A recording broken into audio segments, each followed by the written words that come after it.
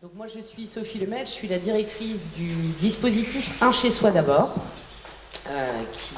qu'on va vous présenter avec Bastien qui va prendre le relais de temps en temps, j'espère, qui a déjà en introduction essayé de vous présenter son métier, qui est un des métiers du chez soi, de l'équipe du chez soi. Donc les locataires ou un locataire devait être avec nous, mais comme les choses au chez soi ne se passent jamais comme on a prévu, puisque c'est selon les choix, la vie, et aujourd'hui on a entendu beaucoup de choses sur c'est pas toujours comme on veut, hein, c'est comme ça se passe. Et bien les locataires du coup vont témoigner, ils vont quand même être là avec nous, mais ils le feront par, si on retrouve le code d'accès de Patricia Cogna, ils le feront par vidéo ou audio. Donc c'est pas grave, je vais démarrer sans la première planche, vous la verrez après. Le GCSMS, c'est un groupement de coopération sociale et médico-sociale qui est issu de la volonté de 5 membres fondateurs de répondre à un appel à projet il y a seulement un an. C'était juillet 2021, donc c'est pas si vieux que ça. Et donc dans ces administrateurs, nous avons la clé, que vous connaissez bien du coup aujourd'hui, présent, Émergence. Alors Émergence, vous avez découvert une des activités d'insertion avec le buffet du midi qui a été fait par les personnes qui travaillent en insertion à Émergence, qui a beaucoup d'activités dans le domaine de l'hébergement, du logement et de la précarité. Le CHR, le Centre du Rouvray, assez connu, je pense, dans le milieu de la psychiatrie en Seine-Maritime. L'association de la Boussole et l'association de la Passerelle, qui sont deux XAPAC à Rude, qui interviennent sur la métropole, donc la Boussole sur Rouen et la Passerelle sur Elbeuf. Ces 5 membres fondateurs, avec donc comme spécificité l'approche en psychiatrie, en santé mentale, la dictologie, l'approche et la compétence en matière d'accompagnement via le logement et via l'intermédiation locative, comme la clé à cette expertise, et l'approche des précarités. Toutes ces compétences ont été mises au service de la création du dispositif qu'on va vous présenter ensemble. Donc décidément, on n'aura pas le... Non. Ah, pardon, d'accord.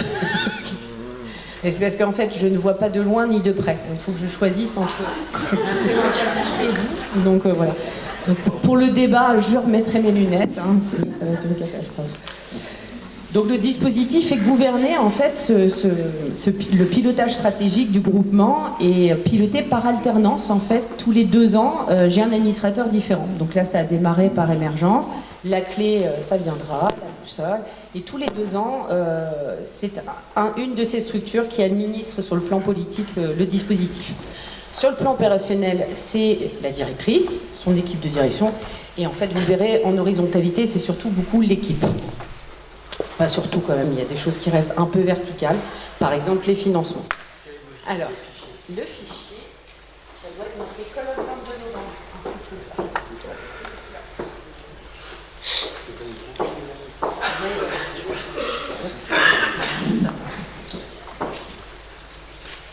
Il faut que vous ouvriez juste au portail et la clé. Ah oui, ça soit. Ouais, c'est ça.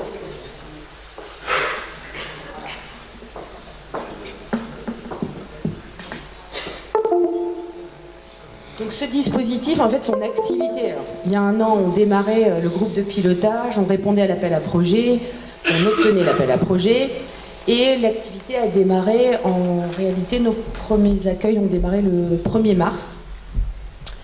Il s'agit d'un groupement qui a un double financement. Financement à 50% par la sécurité sociale via l'ONDAM et 50% par la dette via ce qu'on appelle le BOP 177, c'est un budget dédié vraiment à l'intermédiation locative. Donc c'est un petit peu sa particularité, c'est bien un établissement social et médico-social qui est inscrit au Code d'action sociale et des familles et qui dispose aussi d'un agrément préfectoral IML. Concrètement, sur le territoire de Rouen, c'est un bébé, hein, le dispositif Un chez soi d'abord. Mais sur le territoire national, c'est pas un bébé, ça existe depuis plus de 12 ans maintenant, et c'est issu d'une expérimentation dont on parlera. Du son, ça marche. Issu d'une expérimentation de plus de 5 ans, et on en a parlé dans la journée, mais l'originalité, c'est que, en fait, ce dispositif est né dans les politiques publiques d'une expérimentation et des preuves. C'est d'abord une recherche sur 5 ans avec plus de 700 personnes issues de l'expérimentation, qui donne lieu en 2016 à un décret en fait et à la naissance des ACT, appartements de coordination thérapeutique, un chez soi d'abord. Donc ça c'est un petit peu l'originalité. En France en général on ne fait pas comme ça, mais là on a dû faire l'épreuve de l'efficacité de ce dispositif avant de le mettre en œuvre. Alors qu'est-ce qui a bien marché pour le mettre en œuvre? C'est que ce dispositif, à 85%, les chiffres que je vous donne aujourd'hui sont les chiffres issus de l'expérimentation il y a 10 ans, mais ils sont toujours efficients aujourd'hui. C'est les mêmes chiffres, ça n'a pas bougé.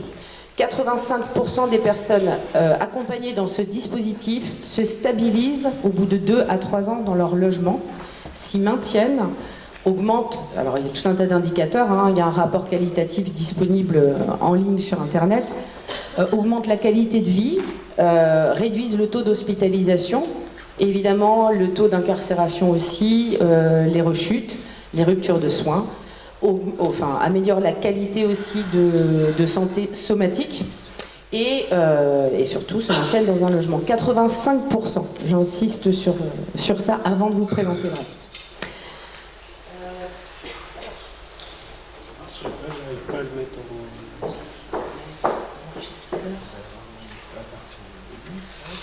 Et là, tu dis... Ça y est bon. Oui, là, c'est... Pas mal.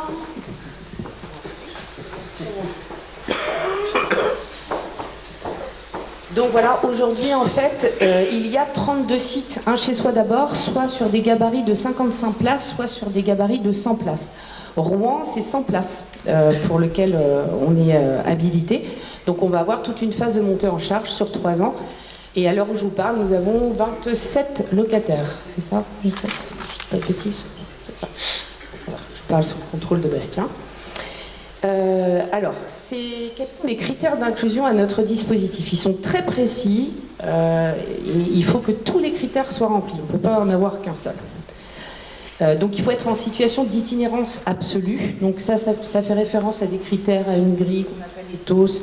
Je ne vais pas rentrer dans les détails, mais l'itinérance absolue, c'est ne pas avoir de chez soi, ne pas avoir un chez soi, en moyenne depuis 4 à 8 ans, être donc soit dans des CHRS d'urgence, pas d'insertion, soit à la rue, soit en caravane, soit dans sa voiture, soit sous une tente. Enfin, voilà, toutes ces modalités de grande précarité et de ne pas avoir de logement à soi.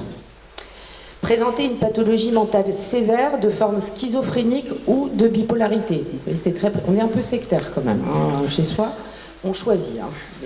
C'est parce que c'est un modèle qui répond pour ces pathologies. Être en demande d'intégrer et d'être logé. Ça paraît, vous allez dire, ah oui, c'est logique, mais enfin c'est très important. Parce qu'on l'a entendu aussi dans la période dense, vouloir pour l'autre, c'est bien, mais comme disait Bastien en introduction, rien pour eux sans eux. Ça, c'est vraiment le mot d'ordre. Donc, parfois, on veut sortir les gens de la rue, c'est une volonté. On veut qu'ils se soignent, on veut que leurs symptômes disparaissent, on veut qu'ils arrêtent de consommer. Mais nous, c'est pas ce qu'on souhaite. On souhaite que les personnes souhaitent pour elles. Donc, si elles ne souhaitent pas, c'est aussi un droit. Donc on vérifie l'adhésion, en tout cas l'adhésion, alors attention, c'est pas, ça peut s'exprimer de façon différente, mais en tout cas, il y a des gens qui souhaitent rester dans la rue, et ça, il faut aussi pouvoir le respecter. Être majeur, mais sans limite d'âge, c'est-à-dire que arrivé à 60 ans, on ne refuse pas un chez soi. Par contre, on refuse en dessous de 18 ans. Et malheureusement, en dessous de 25 ans, c'est aujourd'hui compliqué parce que les jeunes n'ont pas forcément une reconnaissance AAH et handicap avant 25 ans. Et donc les jeunes qui sont dans la rue avec une pathologie, par exemple schizophrénique, sont dans une errance et souvent exclus même du dispositif parce qu'ils n'ont pas une reconnaissance handicap et donc ils ne peuvent pas accéder à des ressources. Alors on verra, c'est aussi un des critères, avoir des ressources ou des potentiels de ressources. C'est-à-dire pouvoir en disposer si on accompagne à l'ouverture de droits. Je fais une petite parenthèse, mais depuis 10 ans de l'expérience d'un chez-soi, on s'est dit justement c'est quand même très dommage d'avoir des jeunes à la rue et qui ne peuvent pas bénéficier de ce dispositif. Donc Lille est en train d'expérimenter, Lille qui était déjà un membre fondateur il y a 10 ans de l'expérience, expérimente un chez-soi d'abord jeune aujourd'hui. Donc on n'exclut pas de voir sous 4-5 ans arriver un chez-soi jeune à Rouen aussi. Voilà, le temps que le chez-soi adulte monte en charge. Donc on s'adresse à un public avec de multiples précarités, précarité financière, sociale, d'emploi, d'errance, on va dire justement le faible empowerment, le renoncement aux soins, souvent le refus de soins. Alors donc au niveau de la psychiatrie, mais pas que, puisque si je vous fais un profil type d'une personne au chez-soi, en moyenne, elle a 38 ans. On peut avoir des jeunes gens, et on peut avoir des personnes de 70 ans, mais en moyenne, c'est 38 ans. C'est souvent un homme seul. Pourquoi? Parce que par rapport aux deux pathologies mentales que j'ai citées, les femmes se retrouvent moins dans la rue que les hommes, puisque l'entrée en maladie en schizophrénie se situe plutôt entre 15 et 20 ans pour les hommes. C'est plus tard chez les femmes, et en général, elles ont déjà en fait un maillage au niveau familial, social, voire de formation, qui fait qu'elles sont moins dans la rue. Ce qui ne veut pas dire qu'on n'a pas de femmes, on en a, mais à 83% ce sont des hommes. En moyenne, les personnes ont 4 à 8 ans d'itinérance et de rue. 80% souffrent de schizophrénie, 20% souffrent de bipolarité. Ces chiffres-là sont valables sur Rouen, ils sont valables partout en France. En fait, on retrouve ce même profil sur tous les chez-soi. La moitié d'entre eux souffrent de pathologies somatiques associées, des grosses pathologies, des cancers, des diabètes non soignés, des épilepsies graves. Donc il y a tout l'aspect somatique aussi. Et puis 80%, là, à Rouen c'est plutôt 90% de polyaddiction, puisque vous verrez dans nos principes que je vais vous présenter, donc voilà, il faut que tu mettes juste les principes, voilà. Dans les principes, on a différents fondements avec lesquels on travaille, et entre autres la réduction des risques et des dommages. Donc il n'y a pas de conditions à l'entrée de sevrage pour les personnes, ou de prise de traitement neuroleptique ou autre. Donc ils arrivent souvent avec des problématiques d'addiction qui mettent ou qui ne mettent pas en avant, mais souvent ils en parlent assez rapidement et très très vite, étonnamment, avec ce monsieur qui s'installe à une terrasse de café et qui en 2 secondes parle de la prise de cocaïne de façon très très spontanée. Et c'est l'effet qui se coule du médiateur santé-père, c'est que le partage d'expérience se fait très facilement et beaucoup plus facilement que parfois dans d'autres professions qu'on a pu exercer, ou dans d'autres institutions où, comme de fait, la consommation de substances psychoactives est interdite. Quand c'est interdit, on n'en parle pas.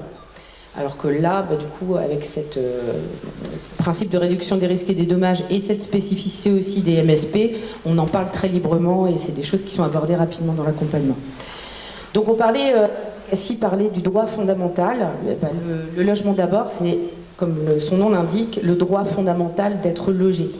Il n'y a pas de prédiction. Alors quand je vous dis ça, c'est une affirmation, je ne fais pas toute seule, une affirmation qui est issue de la recherche et des 5 ans d'expérimentation, et de 12 ans d'expérience en France et de 30 ans, puisque c'est né dans les années 90 aux États-Unis, puis exporté au Canada.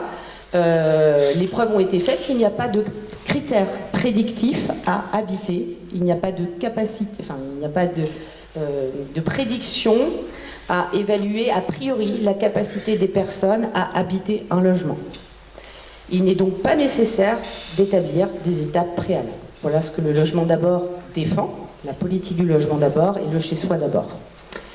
Puisque les preuves sont que 85% des gens se stabilisent. Donc il n'y a pas de caractère prédictif.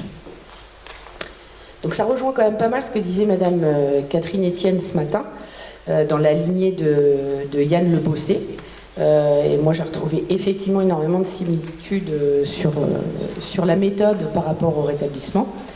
Un aspect important du pouvoir d'agir comme du rétablissement, c'est la relation, et c'est la restauration des relations authentiques de la personne avec le monde qui l'entoure, avec autrui et avec elle-même. Et on voit, nous, dans le démarrage de l'accompagnement, à quel point c'est important. On s'engage donc à un accès rapide au logement. Notre cahier des charges, c'est sous 8 semaines maximum. On propose au moins 2 visites de logement à la personne. Alors, vous verrez qu'un des principes, c'est le choix de la personne dans toutes les dimensions, sa temporalité, choix de ses prestations, alors en tout cas choix de son pack de services. Est-ce qu'elle souhaite d'abord travailler sur ses addictions, sur l'emploi, reprendre la musique, reprendre un travail, retrouver des liens avec son enfant. On part des rêves et des projets des personnes. Et le choix de la temporalité, c'est aussi quand est-ce qu'elle souhaite qu'on vienne la voir chez elle et à son domicile. C'est le choix de laisser une porte fermée, on entendait ça aussi beaucoup sur les SAD, de ne pas l'ouvrir ou de l'ouvrir de temps en temps, ou de ne pas être là d'ailleurs, de ne même pas être derrière la porte. Et le choix du coup va aussi dans le logement, c'est-à-dire que l'équipe, je vous la présenterai un petit peu plus tard, mais l'équipe a aussi une partie gestion locative adaptée, et avec des chasseurs d'appart. Et donc, quand on rencontre la personne, on fait le chez-soi idéal, quel serait le chez-soi idéal, et on va capter un logement dans la métropole de Rouen en fonction des critères que la personne nous a donnés. Donc, on s'engage sous 8 semaines, d'où l'accès rapide, à faire visiter au moins 2 logements pour que la personne puisse expérimenter un premier choix de logement. Et pour ces personnes, parfois, il n'y a jamais eu de chez-soi. Donc, vous imaginez que faire un choix de logement quand on n'a jamais habité, et qu'on n'a jamais eu un logement à soi, c'est quand même quelque chose d'assez complexe. C'est pour ça aussi qu'une de nos grandes forces, ce n'est pas que de loger rapidement, mais de reloger aussi rapidement. Puisque la première expérience d'habitation ne va pas être la bonne. Il y aura d'autres étapes, et le chemin vers le rétablissement, dont on a beaucoup parlé, et pour lequel visiblement la salle a très vite compris le concept ce matin, c'est pas un chemin linéaire. Donc il va y avoir des moments où ça va être compliqué, peut-être la personne aura besoin de partir. Il y a des moments où la personne va avoir elle-même le souhait de retourner à la rue. Dans notre dispositif, c'est possible. On peut même disparaître, on a un droit à la disparition et à l'errance pathologique. Qu'on a mis à 6 mois, parce qu'on sait qu'au-delà de 6 mois, on n'arrive plus à gérer, nous aussi, le nombre d'appartements et le nombre de personnes accompagnées. Mais pendant 6 mois, la personne peut dire « je suspends, je pars et je laisse mon appart ou je le laisse pas. Je continue à le payer ou je le rends, garder mes affaires dans un box et revenir et retrouver un autre logement. » Ça peut être aussi des passages en prison, ça peut être des moments d'hospitalisation, on peut faire le choix de garder le logement ou de le rendre. Enfin voilà, je vous donne quelques exemples, mais ça fait partie des exemples des principes que je vous cite. L'accompagnement autant que de nécessaire. Alors vous verrez un témoignage tout à l'heure, le autant que de nécessaire, ça veut dire au moins une fois par semaine. Ça c'est le minimum que la personne s'engage à faire avec nous. Mais ça peut être 2 fois par semaine, 3 fois par semaine, tous les jours s'il y a besoin, avec l'idée que plus le rétablissement est présent, plus la cadence des rencontres peut ralentir.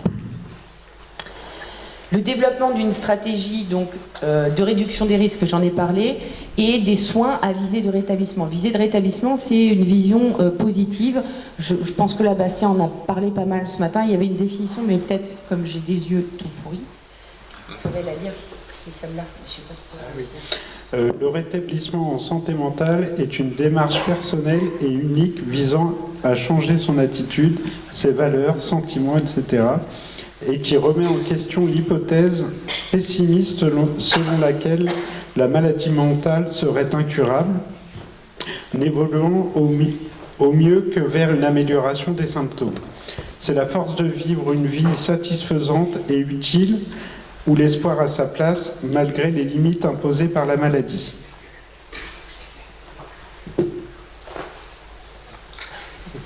Bon, alors on va faire plus vite. C'est pas grave, on va passer sur les témoignages.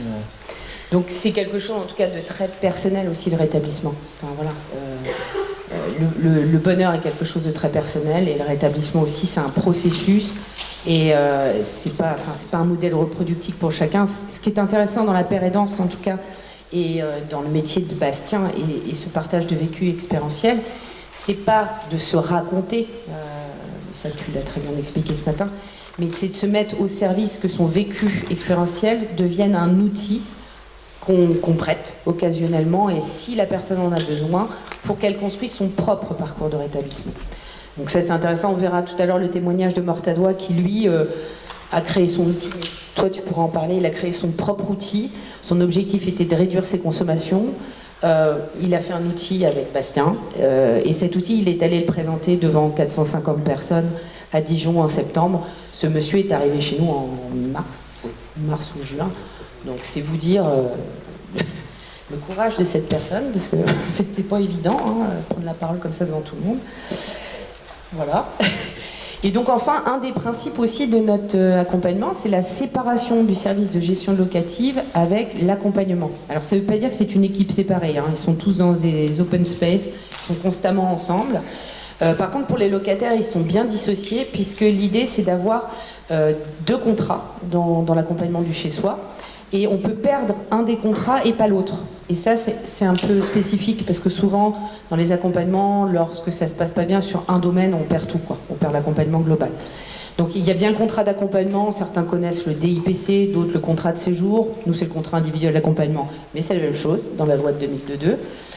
Et puis on a le contrat de location ou de sous-location. Et donc c'est pour ça qu'on parle souvent, nous, de locataire, hein, on ne parle pas d'usager. Mais parfois notre locataire n'a plus de logement. Bon, ça arrive, il retourne à la rue ou il ne paye pas son loyer, il fait des choix de consommation par exemple aussi. Et on ne va pas le laisser s'endetter, donc il va perdre son logement. Et ça s'appelle l'apprentissage aussi par essai et erreur. Et c'est tout à fait possible. C'est même, en fait, c'est prévu dans notre programme d'accompagnement qu'il va y avoir des retours. Et on est dans une inconditionnalité de l'accompagnement. Ça, c'est très important, et ils le testent souvent d'ailleurs. Et bah, quand ça se produit et que les gens nous disent « mais vous me virez pas », ben non, on va trouver des solutions ensemble, parce qu'en fait, on croit dans les compétences de la personne. Il faut juste qu'elle puisse les remobiliser. Donc, un travail très important autour des forces, des compétences, mais je ne vais pas répéter ce qui a été dit ce matin. Le pouvoir d'agir, c'est pas juste la participation, c'est organiser la participation à tous les étages, à tous les instants et à tous les niveaux dès que possible, lorsqu'on en saisit l'opportunité, pour que la personne puisse se renforcer positivement, redécouvrir ou découvrir ses compétences et les mettre en œuvre. C'est pas lui dire, c'est qu'elle puisse les mettre en œuvre et les expérimenter. Donc à la limite, on va passer, parce qu'en fait c'est une autre traduction, la deuxième planche. C'est en pratique, c'est via l'intermédiation locative, mais tout le monde a compris comment ça fonctionnait à la clé. En gros, grâce à l'IML, on loue en direct, on va capter des logements, on propose des contrats de sous-location. L'idée, c'est le bail glissant à terme, bien évidemment, dès que la personne est stabilisée. Et notre force, c'est bien ce que je vous disais, c'est loger. Mais dès que ça se passe pas bien, c'est aussi reloger rapidement. Changer de lieu, s'il y a trop de stigmatisation, si la médiation n'a pas fonctionné, si la personne se sent mal dans son milieu de vie au final, qu'elle n'est pas bien avec ses voisins, on rechange de logement. C'est pas un souci, on est des déménageurs en fait aussi. Voilà, c'est ce qu'on fait beaucoup. Donc ça, on va passer et on va peut-être plus parler. Alors ça, c'était avant le témoignage de Mortadois, qui nous parlera aussi des intersites. Puisque le chez-soi, comme je vous ai dit, c'est une communauté de pratique en France. Hein. Bastien expliquait qu'il était en visio avec ses collègues MSP. Les locataires d'un chez-soi sont aussi en visio toute l'année sur des projets, pour ceux qui le veulent, hein, c'est pareil, c'est du volontariat. Volontariat qu'on rémunère aussi et qu'on gratifie, parce qu'on estime que, comme les MSP doivent devenir une profession et il devrait y avoir une grille et une reconnaissance salariale, on estime que quand on voit ce que les locataires sont capables de fournir comme effort, ou certains d'entre vous, le temps donné, l'énergie que vous passez à essayer de déstigmatiser, à faire connaître certaines maladies, certaines difficultés, à casser des représentations, nous on part du principe que ça mérite gratification auprès de... Alors, Mortadois devait être là, il n'est pas là, je vous dis pourquoi, parce qu'à force de faire des conférences avec moi, là, on s'est dit quand même qu'on allait le gratifier, on devait lui donner des chèques cadeaux. Et en fait, quand il a préparé un témoignage, il a dit « Moi, mon rêve, c'est de retrouver ma fratrie qui est en Bretagne, que j'ai pas vue depuis 7 ans, depuis que je suis à la rue. Quand j'ai décompensé, voilà, ça s'est mal passé. J'aimerais les retrouver et j'ai repris contact avec mon frère et il veut bien m'accueillir pour mon anniversaire. » Il se trouvait que son anniversaire, c'était aujourd'hui. Et donc, on l'a gratifié avec un billet de train. Et il est avec sa fratrie aujourd'hui, mais il est un petit peu avec nous. Donc, simplement, la journée des 1 chez soi de France, on a emmené des locataires et c'était la finalisation de la préparation de 3 grands jours de séminaires où tous les chez soi de France se retrouvent et où on échange des pratiques innovantes entre locataires et équipes. Et juste pour vous dire, pour cette Intercite 2022 qui était à Dijon, 20 locataires de France ont préparé en fait toute l'année des ateliers. Entre autres, 3 ateliers qui ont été menés par eux, et c'était une de mes interventions que je voulais faire tout à l'heure, c'est qu'en est-il de la vie affective et sexuelle dans l'accompagnement ? puisqu'on a parlé de la parentalité, mais moi j'ai vu là, aux intersites de Dijon, à quel point la sexualité est un sujet extrêmement important, et que si on veut aborder le parcours de soins, et si on veut aborder les médicaments, et si on veut aborder tout ça, il faudrait déjà qu'on aborde la vie affective et sexuelle. Parce que pour beaucoup... C'est une demande, en gros, d'un locataire sur deux, le sujet de la sexualité. Donc voilà, c'est quand même quelque chose d'important. Donc ils avaient préparé un groupe sur la vie affective et sexuelle, un groupe sur éloquence, prise de parole, participation, comment faire. Donc il y avait des slammeurs, des rappeurs, des chanteurs, des poètes, plein de choses qui étaient fort intéressantes. Et là, vous voyez simplement la photo de la dernière journée de préparation à Paris, où les locataires, après avoir bossé toute la matinée, étaient quand même partis sur les bateaux mouches. On les fait pas que bosser non plus. Et puis où il y avait un petit témoignage d'un de nos locataires qui était assez épaté, impressionné. Il prenait la mesure que le chez-soi de Rouen, en fait, c'était bien plus grand et qu'il y avait plein d'autres choses qui se faisaient autour. Donc tu peux passer, on va mettre... Et du coup, on va entendre Mortadois, qui est un de nos premiers locataires dont je viens de vous parler, et qui lui a carrément participé aux intersites.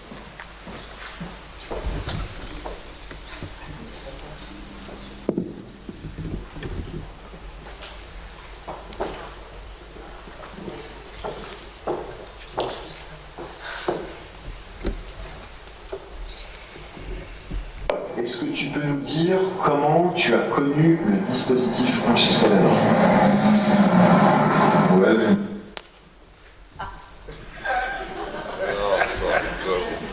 Alors, ça y est, c'est revenu. Donc, on a un trou ici.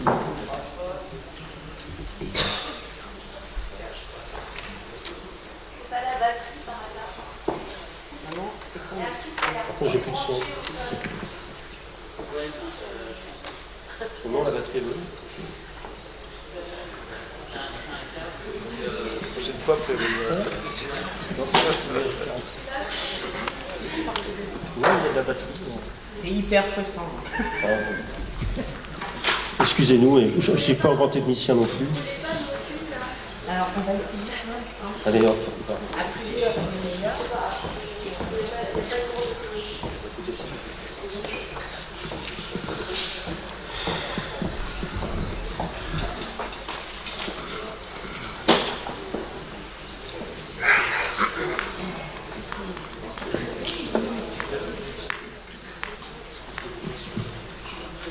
C'est l'affichage qui va faire. C'est un diapositive, c'est pour ça.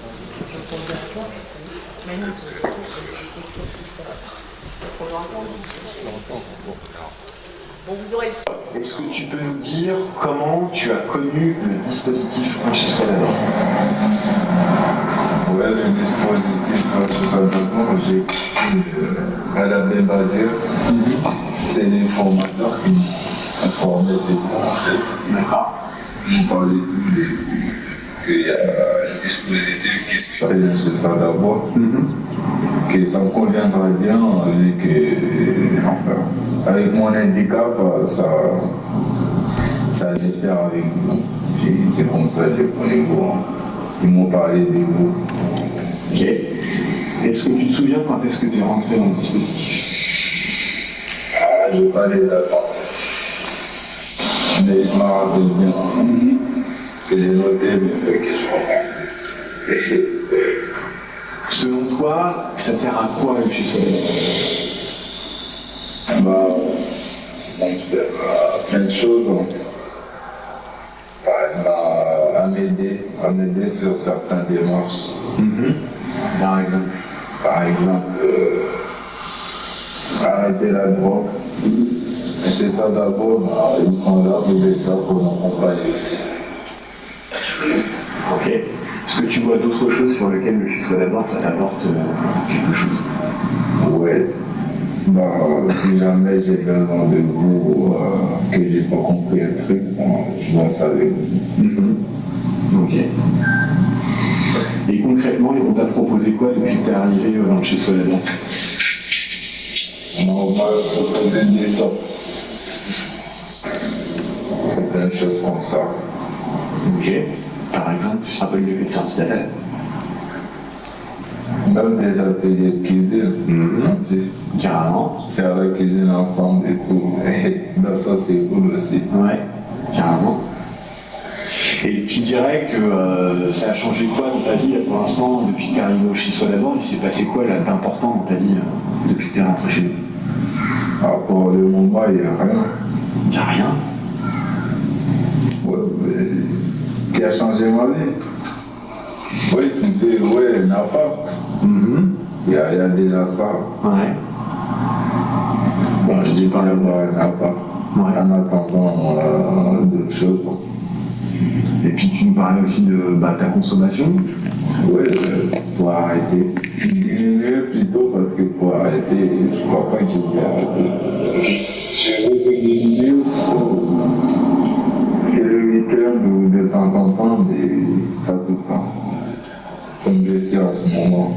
En ce moment, je suis pas tous les jours, mais c'est une fois sur deux. Et qu'est-ce que tu t'apprêtes à faire avec le chez Soi d'abord dans un futur proche? C'est quoi les prochaines échéances pour toi, Mortadwa? Je sais pas, un déménagement. Oh, déjà. Ouais. Formation. Ouais, si, ouais. Quand j'ai bien réfléchi à un truc, ouais.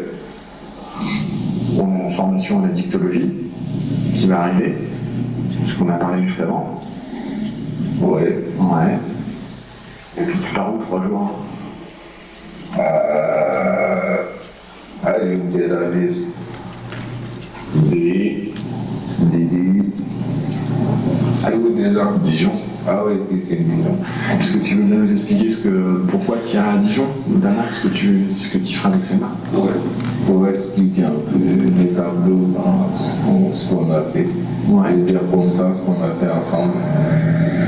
Super. C'est sur les consommations. Est-ce que tu as un truc à rajouter sur le chez Soi d'abord? Comme quoi? Je sais pas. Est-ce qu'il y a une idée qui te vient pour terminer? Oui, c'est bien, c'est cool. Tous les jours, vous êtes là, enfin, toutes les semaines, vous passez au moins une fois voir les personnes. Des allocataires de chez soi. Vous les voyez toutes les semaines. Clairement. Ça, c'est bien. Donc on n'a plus qu'à terminer en se disant à jeudi prochain. Oui, au revoir. Merci Mortadwa. Je vais le remettre en diapositive, puis je vais vous montrer des photos d'après. Mortadwa se retrouve avec nous pendant 3 jours en séminaire avec 450 personnes. Le soir avec une perruque et des lunettes d'ananas, en train de danser. Et l'après-midi en menant un atelier de réduction des risques et des dommages devant un parterre de professionnels, en présentant tout simplement l'outil qu'il a construit avec Bastien. Et Bastien va vous expliquer comment ça s'est fait. Alors, Mortadwa avait des consommations, plusieurs types de consommations. Et donc, en fait, on a réalisé ensemble un tableau où il met sur un mois, il liste toutes ses consommations. Et puis, pour la motivation, en fait, il met aussi le prix de ses consommations dans une autre colonne pour pouvoir évaluer en fait combien ça lui coûte par mois et ce qu'il consomme réellement. Donc en fait le but c'est déjà qu'il prenne conscience que sa consommation n'est pas si peu élevée que ça, donc elle est plutôt très forte. Et du coup en fait aussi voir avec lui quel projet il pourrait avoir s'il dépensait pas son argent dans la drogue. Et du coup, on a évalué tout ça avec lui et donc il s'est bien approprié l'outil parce qu'en fait on l'a construit ensemble, donc il l'a construit avec mes conseils, mais il l'a construit tout seul. Donc du coup, ça a très très bien marché et là actuellement il a diminué un peu ses consommations. Donc le but étant pas un arrêt brutal rapide, quoi. Voilà. Je vous en prie, allez-y. Juste pour vous dire que voilà, on s'appuie aussi beaucoup sur le collectif et pour faire le lien aussi avec l'intervention de Madame Etienne ce matin, d'abord prendre part. Je ne sais pas si vous vous souvenez, la participation, c'est pas juste consulter, il y a plusieurs étapes. Et prendre part, c'est prendre plaisir, c'est être ensemble, c'est se rassembler. Et c'est déjà la naissance d'une envie de faire des choses ensemble. Et donc là, voilà, c'est juste pour vous montrer, c'était dans les premières activités, on appelle ça des actions collectives, il y en a de toutes sortes.